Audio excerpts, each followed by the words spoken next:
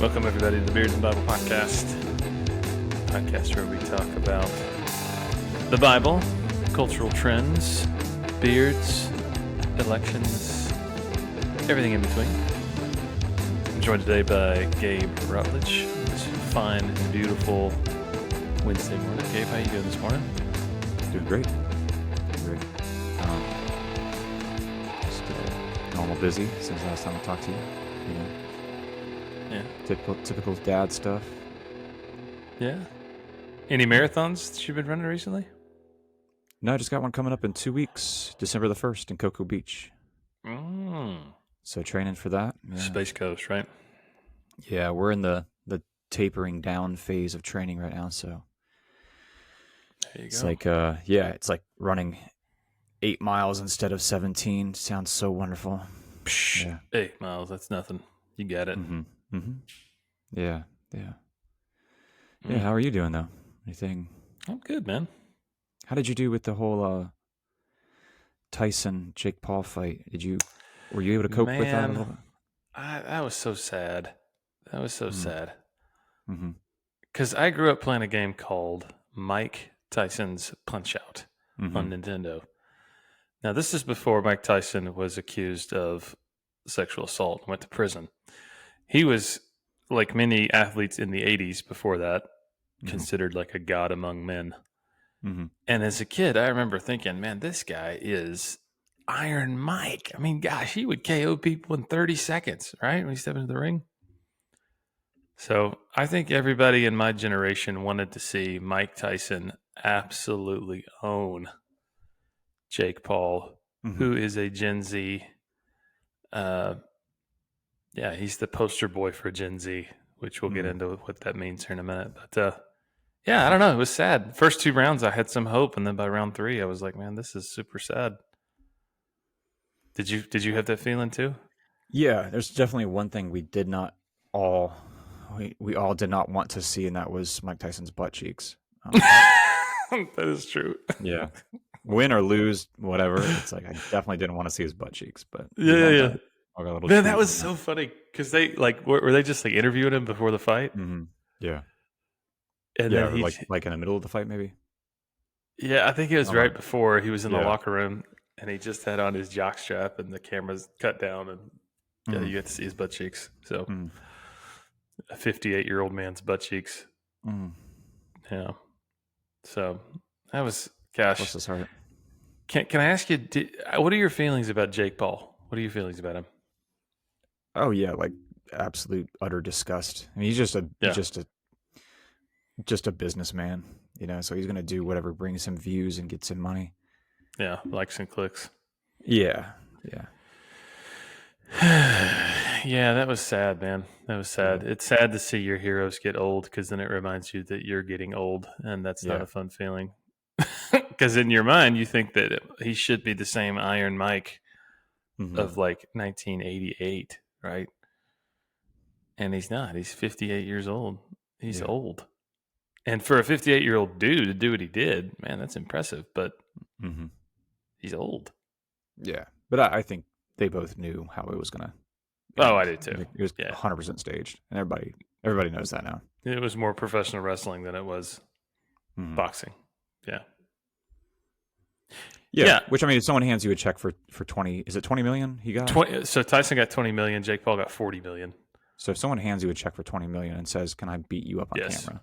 Yes. You've got a tough decision to make there. Nope, not at all. I'd say yes. Okay. Okay. Yeah. Okay. I think it is interesting, though. I know we're talking about generations today.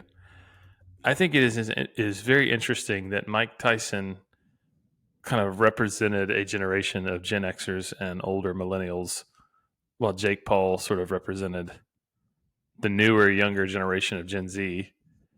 And just seeing the disdain, I think, for everything Jake Paul represented of, like, you know, self-made social media influencer and entrepreneur and, you know, flashy and, you know, everything's a meme, everything's a joke.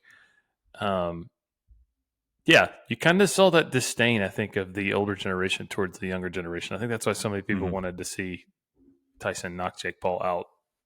Did you pick up on that, or did you Yeah. feel that? Yeah, they were two icons of two different generations in a way. Yeah. Yeah, absolutely. And the way that it was, you saw it on full display was their entrances. Mm-hmm. Like Jake Paul comes in and he's like on a custom made truck that has all this chrome and stuff, and he's coming into, In the Air Tonight by Phil Collins, and he's got an entourage and all this stuff. And Mike Tyson just walks in by himself. So, That's yeah. So, we're talking about generations today, because I think generations tend to think the same way. Like everybody I know that was my age or close to my age was rooting for Mike Tyson. I don't know if there's a lot of Gen Zers who are rooting for Jake Paul. I think most people hate him, and he's okay with that because he makes $40 million. He's kind of created that character, right? Yeah. But generations in general tend to that's the word, right? They don't always do, but they tend to think the same way because of shared experiences. So if you lived through an era in which you did not have the internet, like you're going to think differently about the world than somebody who's never known a world without the internet. Yeah. Like if you remember where you were on September 11th, 2001, and you remember what air travel looked like before September 11th, you're going to think differently about the world because, gosh, Gabe, most of, so many of our contemporaries ended up going over and fighting in Iraq and Afghanistan after September 11th. Like the whole world changed, and we were in high school when it did. And so that changed our entire, trajectory and everything. So we experienced that. We experienced cultural trends. We experienced, the iPhone coming out, the iPod. We knew what it was like to try to find directions to somebody's house without putting it on your iPhone. You remember MapQuest? Yeah, of course. Yeah, man. How could I forget? Yes, print those things out, man. Yeah, dude. Carry them in your car with you. You and I both graduated college right before the Great Recession. And so the first couple of years of our working lives as adults were during, one of the worst economic downturns. Yeah. So we're probably going to approach a lot of things in the same way and think about a lot of things the same way because of the fact that we both have those shared experiences. And so that's like why generational studies is kind of a thing. It doesn't mean that everybody that's of a certain age is going to be the exact same. It's just that we tend to think about and approach life the same way because of what we went through. Is that kind of a fair assessment of it? Yeah, definitely. Yeah.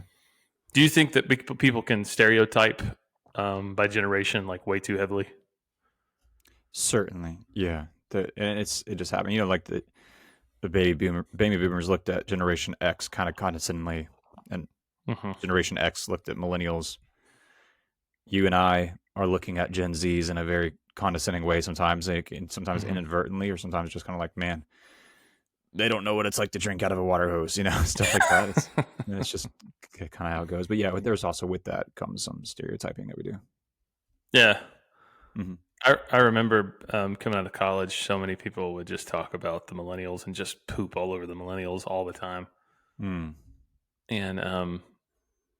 yeah, that was kind of the thing of, gosh, millennials are awful. And now it's crazy because millennials are now,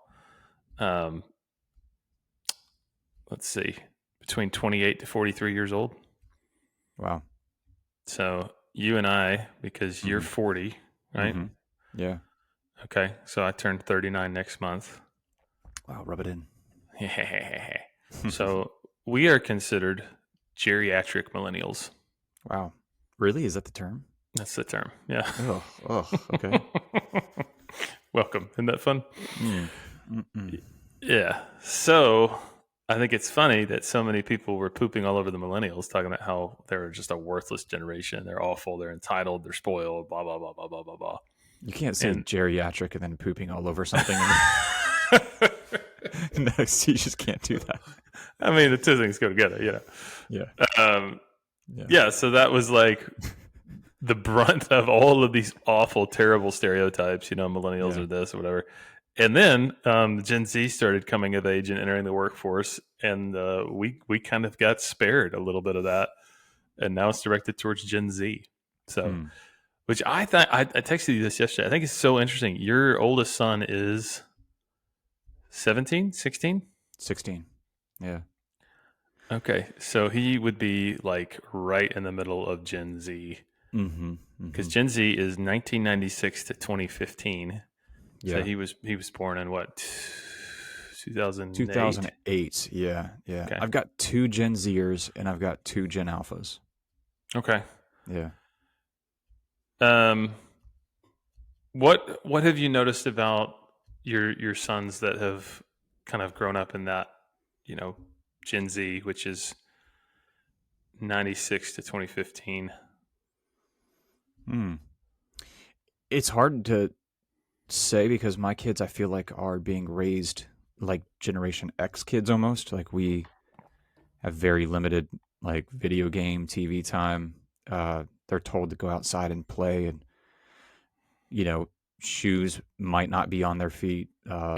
They play out in the road in front of our house with all the other neighborhood kids for hours on end, and they're homeschooled, so there's a lot of less influence from other Gen Zers out there. So it's hard Right. My kids aren't, but I do have Gen Z neighbor kids who come over and play. I taught school as well, and then in our congregation, there's Gen Zers that are more your classical, what you think of when you say Gen Z.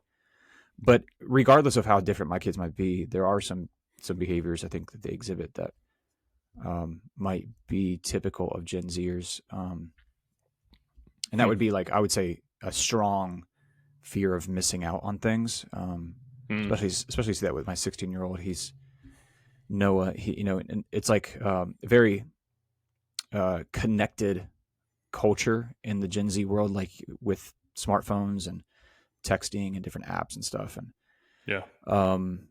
we don't allow social media on his phone. There is this app called Be Real where they just have to, like, right on the spot, they take a picture of themselves and then what they're doing or something, and it's like real simple. But that's, still you can see within that there's this yearning to make sure they don't miss out on posting when they're supposed to post that. So that they're not missing out on the bigger, broader thing that's going on. So there's kind of like this deep, and it might be because he's extroverted too, that probably has to do with it, but it's also just kind of a real desire to be connected with other peers, digitally speaking. So I definitely see that. Yeah. Huh. Yeah, that is interesting because, I mean, as we get into it, we'll talk more about it.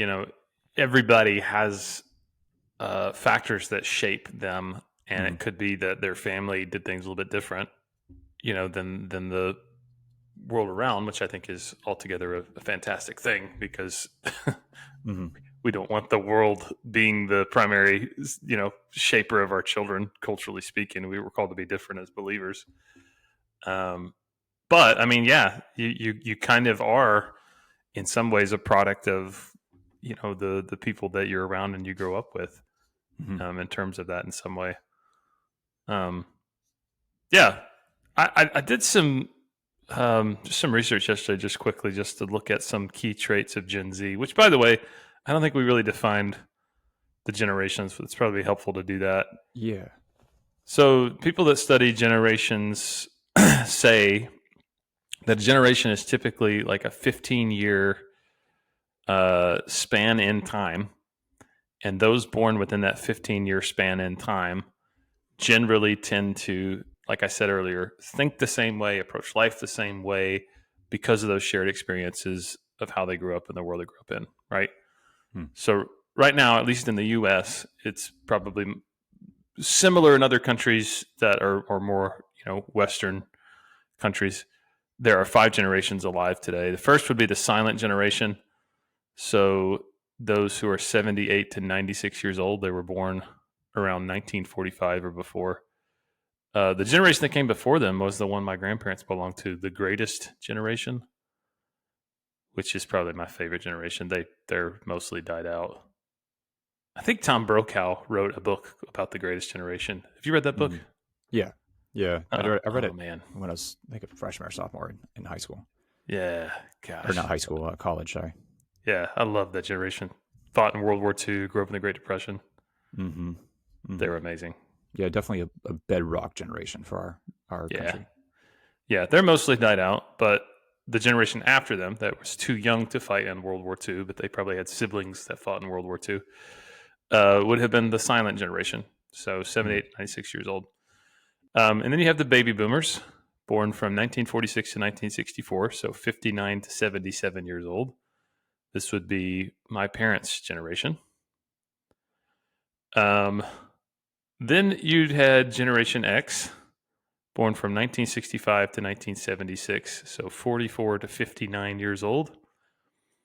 Interestingly, they were given the term Generation X by a novelist named Douglas Copeland, and he wrote a book in the 90s that basically said our generation isn't known for anything, right? Mm. We're Generation X, like X just stands for nothing, right? We don't have a war to go fight in. We don't have a major historical event that shaped us. We're just, yeah, this is us. So I mean, like you had grunge come out of Generation X. You had, um, the internet was kind of starting and getting off the ground. Um, the quintessential Generation X movie to understand Generation X is a movie called Reality Bites. Hmm. Never seen it. You ever seen it? Mm-mm. Ethan Hawke, Wyona, Mm-mm. uh, whoever the girl is from Edward Scissorhands. Anyway, yeah. And then some of the greatest novels that came out to really capture the zeitgeist of Generation X, of course, is Generation X, the novel, a book called Life After God. The novel Fight Club would be Mm. a kind of cry of the Generation X man for trying to determine what masculinity looks like in a commercialized, soulless world. In some ways, I think more like a Gen Xer. I don't know. Do you Mm-hmm. do you feel like maybe that's the case Yeah, for you? well, I don't. there is something to be said by millennials like you and I who grew up largely without the internet in our home, Hmm. without smartphones and stuff in our home. Yeah, We tend to relate with Gen Xers better than we do with younger millennials. yeah. No, that Yeah, that definitely. that hits for me. Yeah. Yeah. And so then you have after Gen X, millennials, 1977 to 1995. I was born in 1985. Gabe, you were born in 84. 84. Yeah. Yeah. So this is right now the largest living generation in the U.S. So these are individuals who are between 28 and 43 years old. So Gabe and I would fall on the the geriatric side of this generation, but we are millennials. Yay! Hmm. And then, Gabe, what do you think we? I talked a little bit at the beginning of the episode about millennials and kind of the things that shaped us. 9/11, Mm-hmm. we were Mm-hmm. a lot of us were in high school or we were children. Yeah. Um, I think we, we're kind of the first generation to really experience internet on a personal level in our mhm. homes. That was really defining, I think, to Yeah, us. yeah, And then also like social media. Uh, Social media kind of blossomed with like MySpace and all those different little sites and stuff kind of when we were coming of age, like 18, 19, 20 years old. hmm And that began, I remember, MySpace was it was MySpace. it was the first time you could digitally kind of single out your your best friends Right, and yeah. post things that Your were, top 8 or whatever it is. or be passive aggressive towards your ex-girlfriend on a social media app. Like Yeah. that and that can absolutely change a generation in its formative stages. Yeah. Hmm. Um, man, I think that obviously 9/11, the Iraq Afghanistan war, Yeah. the Great Recession, Yeah. The fact that we kind of had, we were more like technology pioneers in the sense that we knew the world before the internet, and then we had to learn the internet and how that worked. Mm-hmm. We had the world before the smartphone, and then we got the smartphone. And so we knew what it was like to learn how to drive without having your GPS on your phone. Mm-hmm. And then we learned how easy it was to figure something out when you just pop in the address to your phone's GPS and get on there, right? Yeah, but we're interesting because we're like that crossover Yeah. window Yeah, between yeah, it. yeah. Like there's people born millennials born in 1995 that their entire That's teenage true. Yeah. years they just had a GPS, and so Mm-hmm. we Mm-hmm. had that crossover experience. So it's kind of interesting. Yeah, it is. So then Gen Z, like Gabe's two oldest children, would be those born between 1996 and 2015. So anywhere between 9 years old and 27 years old. That's a pretty spacious gap. So Mm-hmm. probably more, yeah, maybe 96 to 2010, perhaps. The newest generation, we don't quite know what it's going to be called, and we don't really know. There's not enough data out there because they're so young. Hmm. But that's Gen Alpha. So I guess we'll figure out what those traits are as they continue to grow. But here's some key traits of Gen Z. Interestingly, they are the most ethnically diverse generation that we've seen. Hmm. So, but America's racial demographic is just changing, right, as Mm-hmm. we continue to grow. So Gen Z kind of reflects that. They are the first digital natives. So, Hmm. Gabe, if your generation and my generation, we were digital pioneers, so we remember what it was like to not have the internet, and we got the internet, and then we had to figure out, okay, how does this work? Gen Z's always had the internet, Yeah. so they don't remember a world without it, Hmm. which I think is interesting. My kids don't even really understand. Like if we're on a car ride and they're like, "Hey, why isn't our iPad working?" I'm like, "Well, because we don't have Wi-Fi." And they're like, "What's that?" Mm-hmm. Like they don't understand a world in which internet's just always around, right? Yeah. Yeah. Many Gen Z families, so many of their families, grew up in poverty as a result of the 2008, 2009 Great Recession, which is super interesting. Hmm. Yeah. So, because of that, Gen Z tends to be more pragmatic and realistic when it comes to finances. They tend to prioritize stability and financial security. Hmm. Here's what's interesting. Our generation, the millennials, tended to be very idealistic and fantastical about like money. Like we Hmm. just are like, well, I'm gonna do what I'm passionate about. I don't care if it makes money. Yeah. I'm gonna go be like you know, an artist living in a flat somewhere as I'm trying to make it with my band. Yeah. Yeah.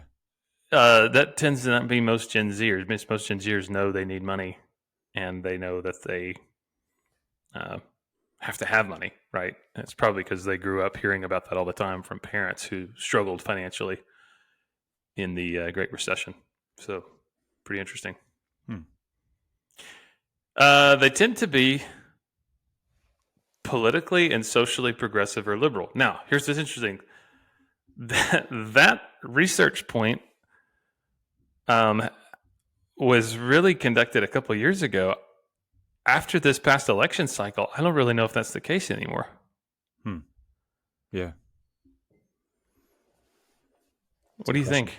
Yeah. I mean, this past election cycle kind of threw everyone for a loop in terms of who's voting for Mm-hmm. who. So yeah, don't know.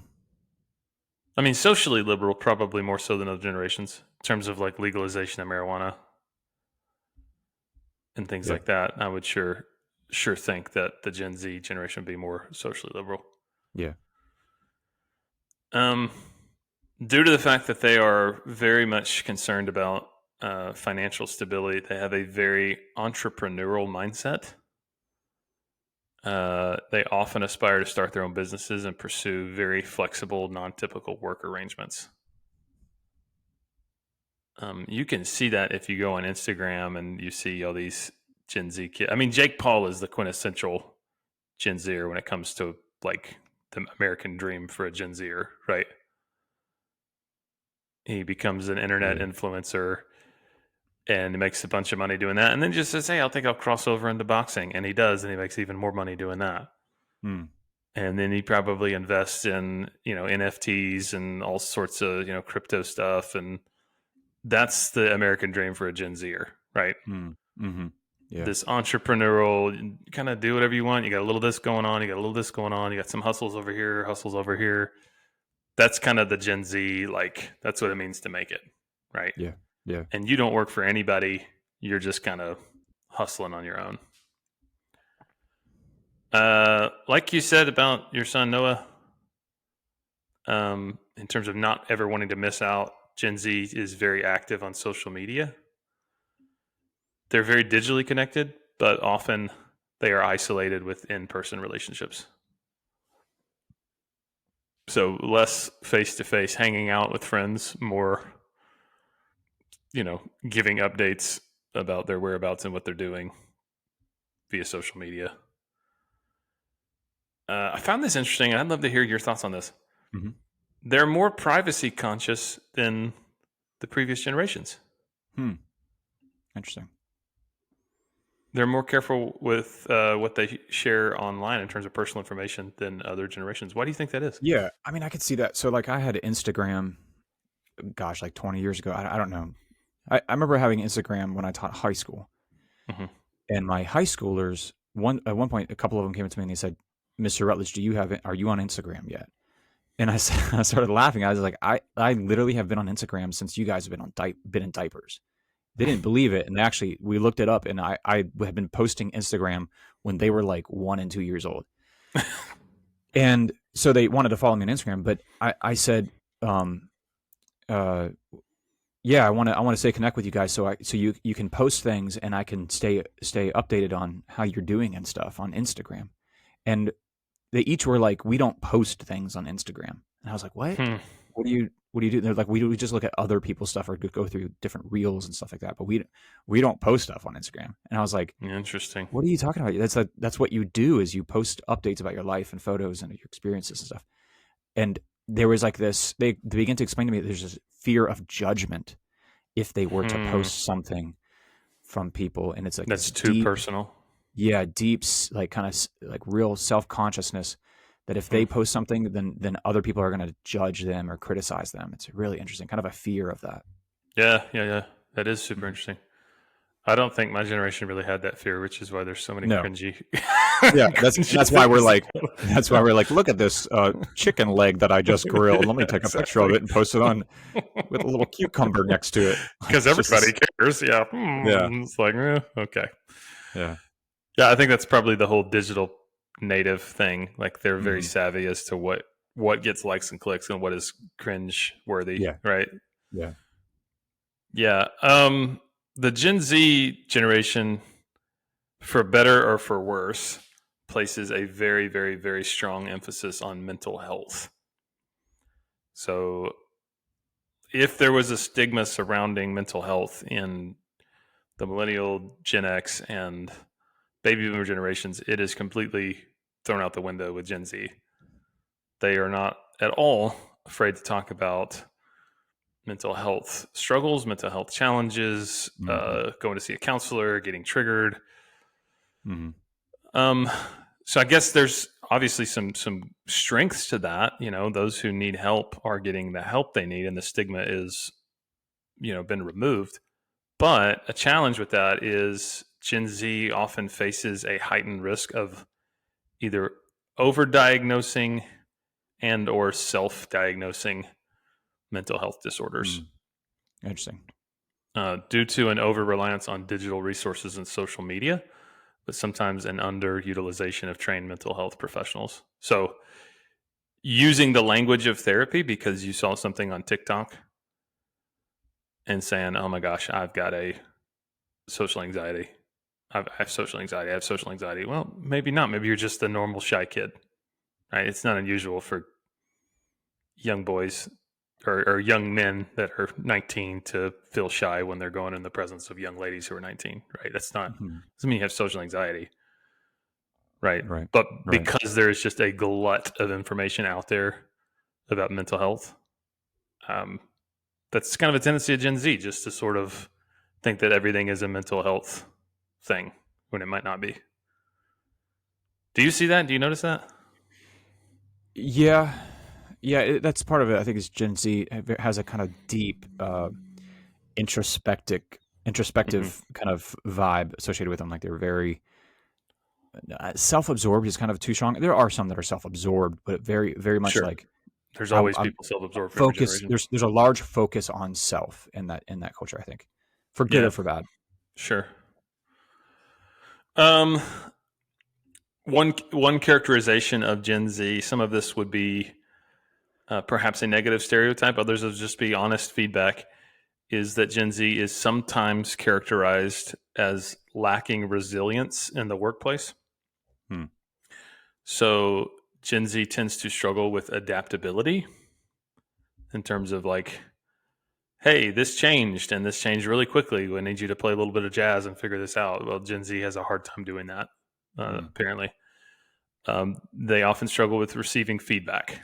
So a supervisor, manager, boss has to tell them, hey, you're not doing this well, or you didn't handle that right, or you're underperforming. That's really hard for Gen Zers, Hmm. according to the research. Um, I'm trying to figure out why that. Like, do you think that's maybe because of the fear of like online getting criticized, and so that fear is just heightened when you go into the workplace? Like, if anybody criticizes you, they're like questioning your worth as a human. Do you think maybe that? Yeah. Yeah, and it could just be the stage, the age that Gen Zers are right now. Yeah, that's true. That tend to at that maturity level you tend to have at like 18, 19, 20 years old. It's yeah, you struggle with that, I guess, unless someone has Hmm. really, really fostered that within you. Yeah. And because of like again, Jake Paul is the American dream for Gen Zers, like entrepreneurial side hustles, works for himself, a little bit of this going on, a little bit of that going on, flexible work environment, all that stuff. Hmm. Um, Often Gen Zers can report high levels of burnout and underperformance in like a typical structure of a workplace. That's hard for them. Mm. Um, Yeah. they are often questioners of authority and status quo. They tend to be very distrusting of institutions. They tend to seek out information from multiple sources. They value authenticity, but they are very, very quick to point out hypocrisy and insincerity when they see it, Mm. Yeah. which I think that part is fascinating. Hmm. Why do you think that is? Do you think that's because, again, because of being Mm. internet digital natives? They like know, hey, this is a bot, that's spam, this is Yeah. bullcrap. Yeah. Yeah. I think so. I think they've seen that. They've seen what they're like the generation of Photoshop, where it's going to Yeah, be yeah, interesting. Like yeah, Generation Alpha is going to be the generation of AI, which would be a whole yeah. different level And of deep fakes. deep fakes, and it'll be a whole different level of kind of skepticism of everything around Hmm. them. Yeah. Hmm. So, like, as the church, we're not just called to love these kids or these individuals. I'm going to say kids. That's very patronizing. So forgive me if you're in that generation. We're not just called to love them. We're called to like disciple them, lead them, Hmm. mentor them, equip them, release them. They're going to be the leaders of the church. Some of them Hmm. are the leaders of the church. So, Gabe, how what are the Hmm. challenges that this generation faces, and then what can we do as the church to really help with some of these challenges? Hmm. Yeah, I think one of the bigger challenges is just a fear of criticism and judgment from their Hmm. peers or from anyone. They tend to be this generation tends to be just from what I've observed a somewhat fearful generation. Yeah. Whether that's picking up the phone and ordering pizza with a real person, or if that's going to apply for an interview with a job, or if it's standing up on a platform and playing the guitar in a worship band. There Hmm. tends to be a high level of fear associated with it. So I think kind of teaching them to overcome that fear, um, and uh, giving them the self assurance they need to kind of gain confidence first and foremost, so they can follow the call that's on their life, whatever that is. Do you think that like societal pressures and fear of societal judgment weighs Mm-hmm. heavy on the mind of Gen Zers? Is that why like that Yeah, fear of yeah, yeah yeah, definitely, that definitely. everybody's evaluating you, everybody's judging you, everybody's going to have something to say about everything you say? Mm-hmm. Yeah, Yeah. and so I think it's a combination of they're at a very right now Gen Zers seem to be at a very pivotal age, very formative age, a Hmm. very self conscious age, Sure. mixed with the aspect of digital connectivity. Right. So it opens up you're way more opportunities for someone to criticize you and to judge you. So Yeah. it's kind of that fear is kind of amplified. That self consciousness Sure. is kind of amplified. That we all had that, you know. Right. Yeah. But then theirs is on steroids probably because of the Hmm. fact that yeah, I mean in the digital landscape that is kind of what people are doing. Everybody Right. has a hot take about everything, right? Yeah. Yeah. So how can churches kind of foster that confidence boosting, that sense of belonging, that Mm-hmm. community, that hey, it's okay. Like you can mess up once playing the guitar on a worship team. You're okay, right? Mm-hmm. Um, how do we do that? Because it seems like that's kind of what that generation needs is that sense of you belong here, you're okay. Mm-hmm. We love you not for what you do or what you can produce, not for the content you can create, but just for who you are as a person. Mm-hmm. Right? Does that kind Yeah. of seem like what's needed? Yeah, yeah. I think it's going to be really reliant on the older generation, like millennials and Gen Xers, to come alongside them, and encourage them, Hmm. boost their confidence, stretch them a little bit, and say, "Hey, you can do this. You Hmm. can lead this small group, or whatever the situation is. I believe in you. I think you can do this." And so I think, I had this question in a live Q&A panel we did the other night, and yeah, someone said, it seems like all the church leadership for this particular denomination is like aging out, and Hmm. they were like, yeah, that's a big problem. Actually, we realize that. So I think it starts with to kind of mitigate that problem. It's like it starts with easing Gen Zers into these small, kind of lower impact leadership roles within the local church, within your congregation, to kind of put their feet in the water a Hmm. little bit and experience. Okay, maybe I can do this, and then people coming alongside them and then saying, "Hey, you did a really good job. Here's a lot of positive feedback now that you did that. Would you consider continuing to do that? Because it seemed like you did a really good job." So I think that's the Hmm. key, is just organically within the local church finding those Gen Zers a place where they can be challenged and stretched within, out of their comfort zone a little bit, and Yeah. then giving them lots of positive feedback in that moment if they do a good job. How about possibly negative feedback? How is that best Mm, approached? mm, Because we know that in any sort of serving role, any sort of job, I mean, you're going to have to give negative feedback eventually. And I don't want to say yeah. like negative in the sense that you're just trying to tear somebody down, but like, constructive criticism. Hey, you could have done this better. Like, what's the best way to do Mm. that without crushing the spirit of somebody in that younger generation that already is struggling with that sense of constantly and continually being evaluated for everything they do? That's really tough. And the nice thing about the Gen Z generation is it seems like they crave that feedback. Yeah, And so absolutely. they often, what I've experienced just, with my own kids or youth, it's like they sometimes will come to you Hmm. craving that feedback, and then it Yeah, I've had that opens up happen the too. opportunity. So like when they do that, when they say, "Hey, how do you think I did?" And they're kind of like on pins and needles, and you can say, Hmm. "I think you did a great job." Like I heard a couple little things in there, wrong notes or whatever, but man, I think Hmm. I think other than that, like or something like along those lines. Like, Yeah.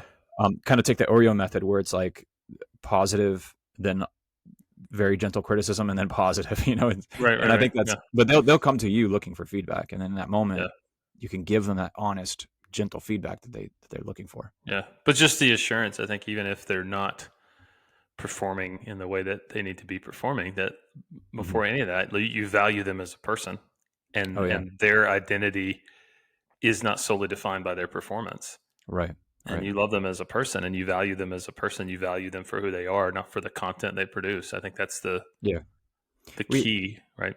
we have a young lady who is a cellist in our worship team. Hey, Yeah, yeah, I gotta come do a duet with her on my cello. yeah. You should. Yeah. Very, very. I mean, as far as playing the cello goes, like I have no idea how she does what she does. Um, but she's also very self-aware of Hmm. her playing cello in front of people, and never wants to have a microphone on her cello. She constantly does not think that she can play the cello. So I'm constantly kind of encouraging her and saying, let's get a microphone on that. That sounds so good, and, Hmm. and usually like every other week I'm going up to her and saying, hey, that sounded really good. I love that part in this song where you could hear it and the cello came out. And, and then she'll go like, really? And I'll say, yeah. Oh yeah, definitely. Um, there's this constant like building someone's self-confidence in their Yeah. abilities and Yeah. their gifting and talent. And, Yeah. Do, yeah, do you do you think that that's what mentorship looks like for this next generation of just yeah. a lot of, I don't want to say hand holding, because that seems almost patronizing. Not Yeah. hand holding, but just like, Well, I think a more personal. yeah, Uh, yeah, yeah, yeah. so I think long gone are the days when youth can sit down in a room together and watch a Francis Chan video and then Mm. read Francis Chan chapter of Crazy Love and then be changed by that. Well, I because they've think, already got all that technology and mm, media at their fingertips. They yeah, they can could watch do that that. at home on their YouTube app. Right, right, Yeah, yeah, and that's kind of a hangover from like a holdover, I should say, from like back when we had to wheel in like a TV with a DVD player and a VHS player. You know what I'm saying? Like, hey, let's yeah, all yeah, sit yeah, yeah, together and yeah. watch this. Gen Z are just going to do that on their couch or on their Right. bed at night. They're going to watch Hmm. something if they want to watch something. And that sitting in a room sharing your struggles or your feelings with other people and sitting in the room is absolutely terrifying to Gen Zers, and they would avoid that at all costs. But what you can, I think we have to switch roles and do like 10 times more the work of more personal mentorship, like Hmm. one-on-one mentorship with Gen Zers. Yeah, Yeah, yeah, and discipling them that way for sure. yeah. That's super, super interesting. So, if the use of technology in church is not going to be, all right, guys, let's watch this movie together and let's, have this. How can churches effectively use technology and social media? Hmm. Because this generation is going to access most of their information via social media and technology. Mm-hmm.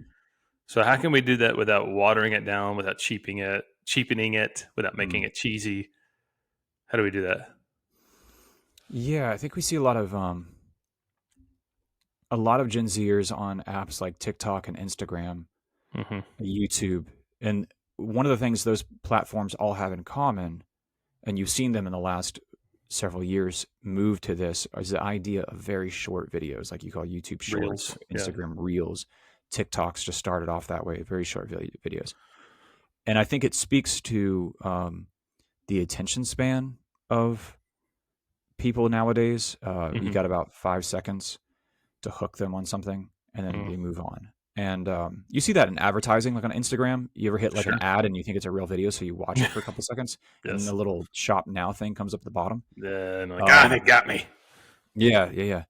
But I think you can utilize those tools in a way um, with quick uh, truths that can be put Yeah. out on those platforms.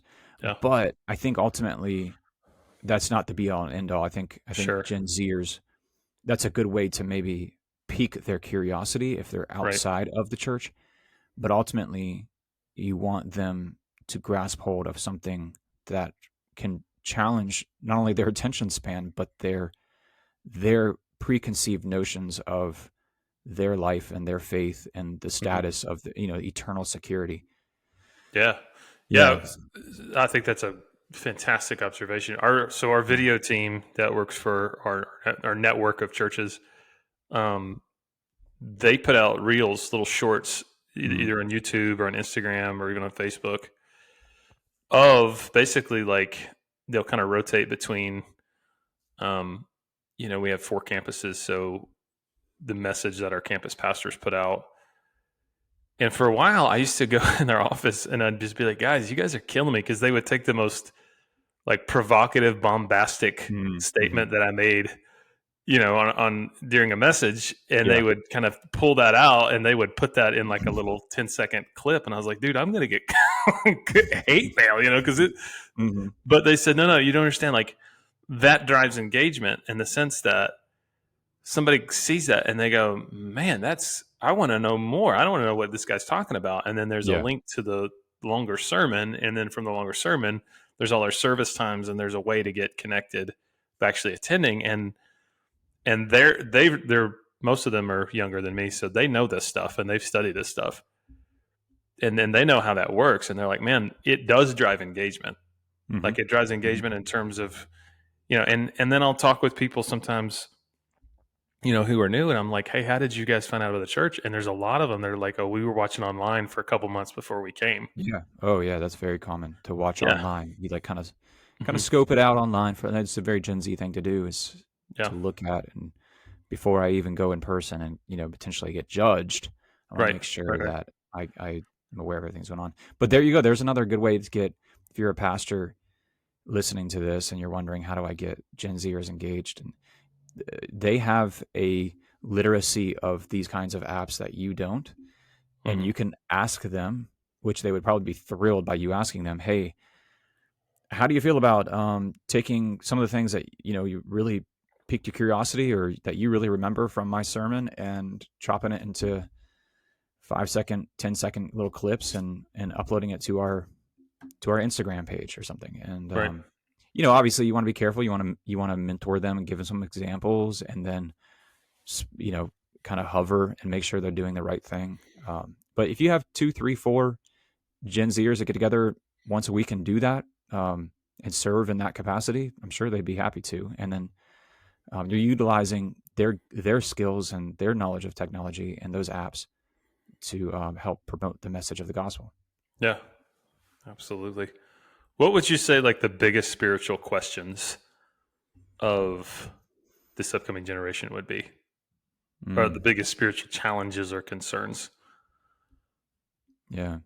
I think it's going to be overcoming the stigma that the God of the Bible is a mean and judgmental God. Hmm. Gen Z is, I think, the generation that so far is the most scared of coming off as mean or judgmental. Yeah. So when they, um, okay, secondly to that, this just came to mind, is um, overcoming and undoing the damage done by fake Christian leaders who have Yeah. royally Hmm. messed up. Yep. Like people like Robert Morris, who's making headlines now, or Yep. um, who's the Indian guy, Oh, Ravi Zacharias. Ravi Zacharias. Yeah. Right. So like Right. Gen Zers are looking at some of these headlines and some of these guys who had these scandals, who are big name guys, and they're saying, okay, yeah, so that's all fake. Right. So I think overcoming that is a big hurdle, honestly. Yeah. Absolutely, man. No, I would agree with you. I think, again, being like super, super conscious of how you're coming across, because you've grown up in a world where everything you do and say is evaluated by others you may not even know online, I think leads to this hypersensitivity of, man, if I hold on to these truth claims of the Bible, am I going to come across as judgmental or hateful or angry? Right. Hmm. And then also that tendency of Gen Z to be very, very, very suspicious of, like, authority and status quo and distrust institutions, Mm-hmm. I think has led to this, I don't know, Hmm. this jadedness towards Christian leaders and Christian Yeah. authority to just say, can we even trust the institution of church?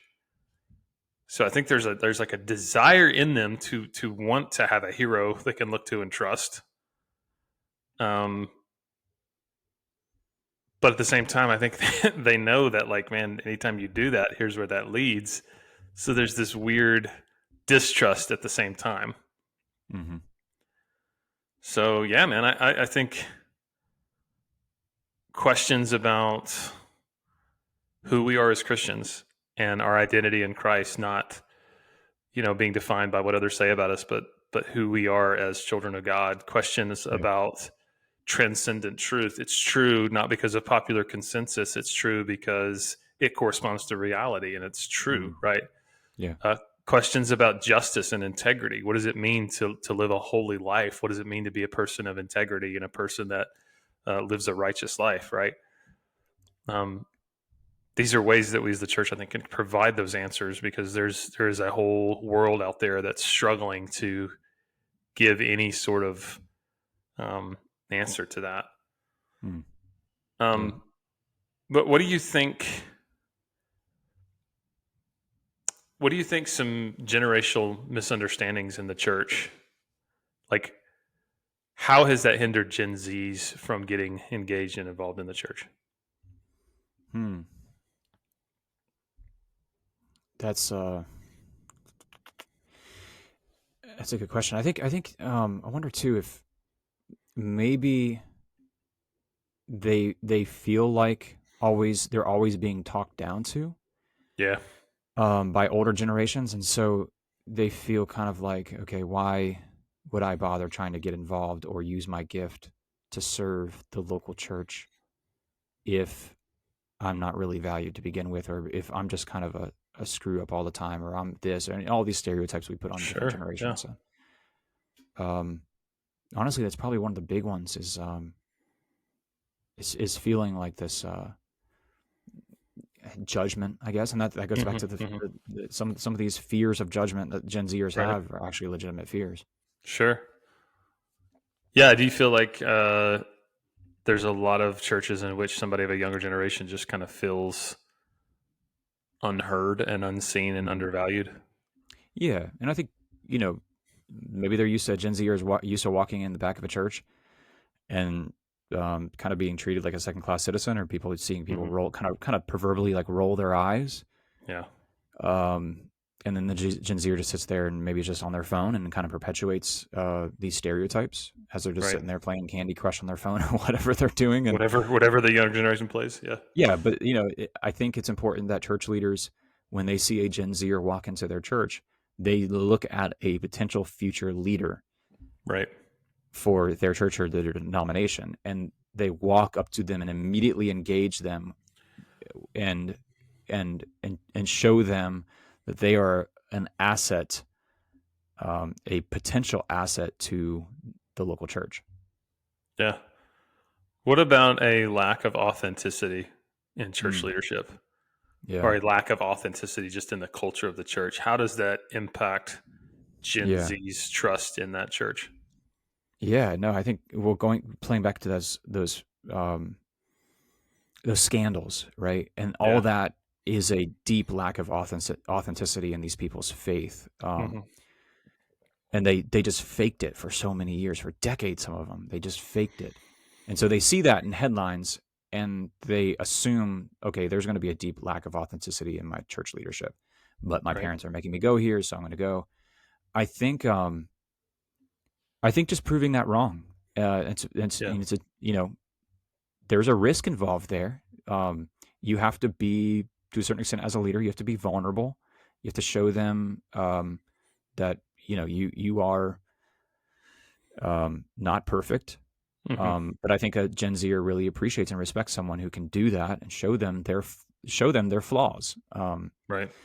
And But I think authenticity for a Gen Zer is so important to show Yeah. them that you're someone they can trust. Yeah. I think Absolutely. I'm going to talk condescendingly about baby boomers, but I think baby boomers and older, they kind of like and are attracted to kind of that fake nice pastor. Does that make sense? Like kind of the I think it's more of they want a hero, right? They yeah, want like a Ronald Reagan, right? They want yeah, to yeah, they yeah, want some sort of a strong authoritative figure that knows exactly what to say, that's polished, that's you know got this amazing presence that can work a room. mhm, To the younger generations, they look at that and they go, "That's super fake." mhm, I think the older yeah, generations that maybe were formed by a very different world look at that and say, "No, that's a good leader," right? yeah. And I think Gen Zers are looking for more like a John Fetterman kind of hoodie wearing, like, but Hopefully still not. no, not, but like Yeah, someone yeah, yeah, who, yeah, like John Fetterman, he ran for the Senate and yeah, for yeah. Pennsylvania just wearing a hoodie the entire time. Sure, yeah, And I think he did that inauthentically, but at the same time, people saw that right. as authenticity and Mhm. just kind of like approachability. Um, but Well, yeah, I another think example of that would be like, Donald Trump goes on Joe Rogan for 3.5 hours and they just talk about whatever the heck they want to talk about, right? mhm, yeah, yeah, And the other generation looks at that and says, okay, that's authentic. right, right, Whereas Kamala Harris won't do that unless it's scripted and there's, pre-prepared questions and they avoid talking about certain things. The younger generation looks at that and goes, that's not authentic at all. We don't want that. hmm So, yeah, and yeah. I really think that, like something like having a Gen Z Q&A night, where hey, just come bring your friends. I'll sit there with a Bible on a stool and whatever questions they have, let's just go Yeah. for it. Yeah. Something like that would draw Gen Zers more than a corporate worship service, honestly, Sure. because Yeah, they're man. looking for meaning, they're looking for purpose, they're looking for eternity, Hmm. and they don't really know how to express it, and they're looking for a place they can go to and they can experience and ask those questions with very to little judgment.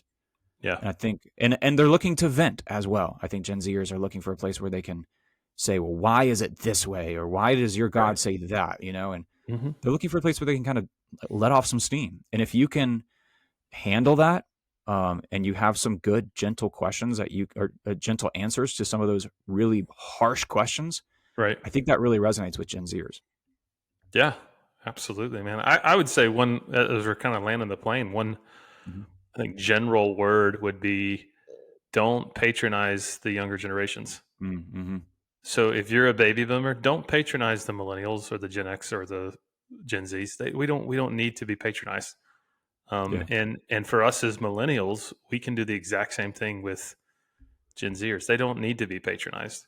Yeah. They need to be understood as much as we're able to, right? To Mm-hmm. try to just get with them in the places they're at and just say, hey man, I'm here with you in that. What do you need? How can I help you? How Mm-hmm. can I love you? How can I guide you and lead you? What do you need from me? But I think coming across as like, oh, I thought I knew everything when I was your age too, like, Mm-hmm. and that is repulsive to younger Mm-hmm. generation. So if you're a pastor listening to this and you're trying to reach the younger generation, my number one thing is do not patronize that younger generation. Don't talk Yeah. down to them. Don't get up on uh, your pulpit on a Sunday morning and then talk about, well, the world I grew up in was blah blah blah blah blah. Like that Yeah. that just sounds like excrement coming out of your mouth to the younger generation. They don't need that, right? You may Yeah. feel that way, and you may be justified in feeling that way, but expressing that doesn't pull them in and make them feel understood and wanted and valued. It Yeah. communicates to them you're better than them, and they need to just sit there and listen to you tell them how things are, right? Mm-hmm. And that Mm-hmm. that doesn't form those relationships they're looking for. So, Yeah. no. All right, John Fetterman. Mm. Mm-hmm. No, I don't can't, be- don't can't do it. believe you used him as an example of authenticity. Yeah. I'm sorry. No, that's all right. That's okay. I guess the hoodie is authentic, I guess. Just, Yeah, or trying to project authenticity, I yeah, at suppose. least. Yeah. Yeah, there you go. Yeah. Yeah. You got a big day today? Mm. I don't know. I haven't even thought about it yet. I guess I should do that. I'm gonna go up and have another cup of coffee and sit down with my day timer and plan out my day a little bit. Just stare out the window, contemplate things in the morning. Yeah. Yeah, man. What about you? Big day?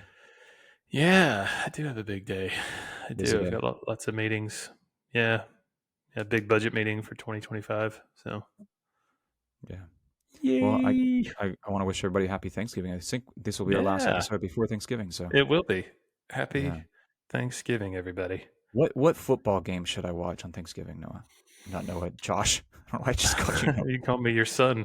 I'm your You son like now. you're Yes. like I think the Lions and Packers always play. Or I know the Lions always play on the Thanksgiving. Detroit. Those are Detroit Lions, right? Those are the Detroit Lions. Okay. Yes. And the Packers. And the Packers. Are they, Packers. Those are what the Green state? Bay Packers. Green Bay. I usually, let's see. I'm looking on my ESPN app. Where is Green Bay from? Wisconsin. Oh, okay. All right, cool. Did you not know that's from Wisconsin? I did not. No. Let's see. What games are on Thanksgiving? Let's see. Okay, Bears and Lions on CBS. They're playing. That's going to be a good game. The Bears. Actually, Chicago? Bears. Yeah, Chicago Bears. Okay. That's always a Thanksgiving classic, the Bears and Lions. Giants and Cowboys, that's not much of a game. They both are terrible this year. And then Dolphins and Packers. That should actually be a pretty good game. You got Tua Tagovailoa. He's back from concussion protocol. Okay. And the Packers are 7-3. So, yeah, I would say of all those games, this is not a football podcast, but of all those games, I would say probably the most entertaining and competitive would be Dolphins and Packers. Although the Bears have the first pick of the draft, Caleb Williams, as their quarterback, battling against a really good Detroit Lions with Jared Goff as their quarterback. So, there you go. Yeah. We could turn this into a football podcast real fast. So good. I might, speaking of stretching out of our comfort zone, I might watch a game, football. I might watch a football match.